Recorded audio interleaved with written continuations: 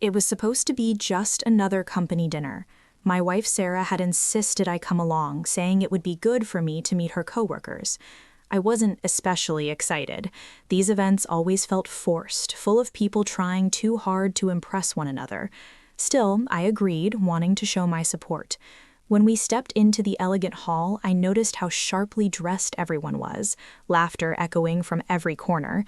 I stayed close to Sarah, proud to stand by her side, until one man caught my attention. A coworker of hers, named Daniel, seemed a little too interested in her. From the moment we sat down, Daniel made a point of focusing on Sarah more than anyone else. Compliments about her dress, her hair, her smile, it never stopped.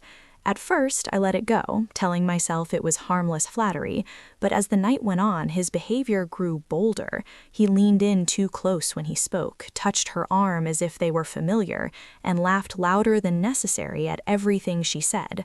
I could see Sarah's discomfort building, though she tried to stay polite. Then it happened suddenly and in front of everyone.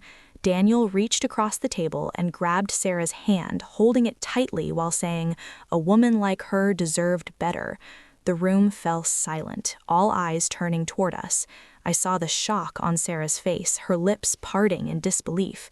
She tried to pull her hand back, but his grip lingered a second too long. That was the moment I knew I had to act. I didn't shout, I didn't curse. Instead, I calmly pushed my chair back and stood. The scrape of the chair against the floor echoed through the room.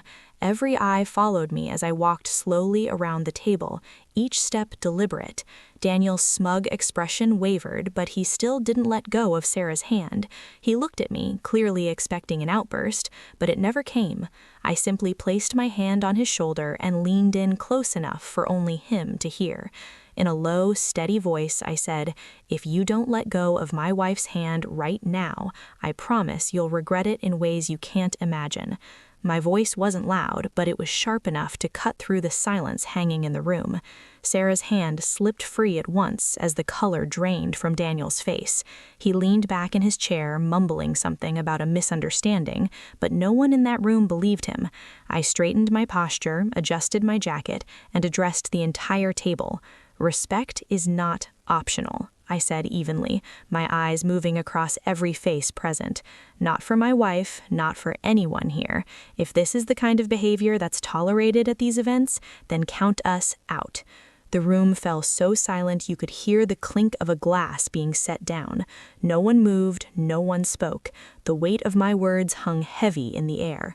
Sarah looked at me with wide, grateful eyes. I helped her rise from her chair and gently guided her toward the exit. Behind us, whispers broke out, but no one dared stop us.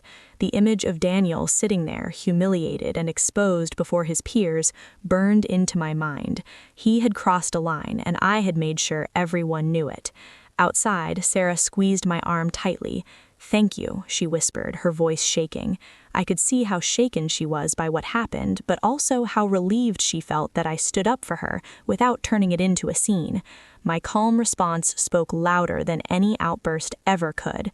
It wasn't just about defending her, it was about showing everyone that respect and dignity matter more than pride or violence. The next day, word of the incident spread quickly through Sarah's office. Colleagues who witnessed it told others, and before long, Daniel's reputation was in ruins. He tried to downplay what happened, but no one accepted his excuses. The truth was obvious. He had crossed a boundary, and I had drawn a line he couldn't step over again.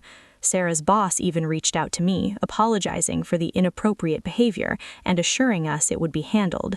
In the end, that night didn't just silence a room, it strengthened our marriage. Sarah told me she had never felt so protected, so valued in all our years together. For me, it was simple. Love isn't just about words, it's about action when it matters most. And sometimes the most powerful response isn't a shout or a fist, it's a calm, unwavering stand that leaves no doubt about where you draw the line.